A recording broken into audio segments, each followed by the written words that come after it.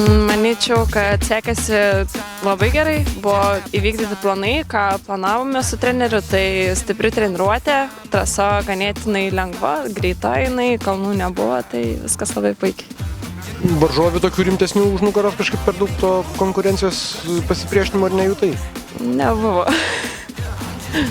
Puikus bėgimas tikrai, stengiuosi nepraleisti to bėgimo, jau bėgu tikrai ne 4, ne 5 bėgimą, būtent Tauragėj, tai įvertinimas 100 balų, tikrai.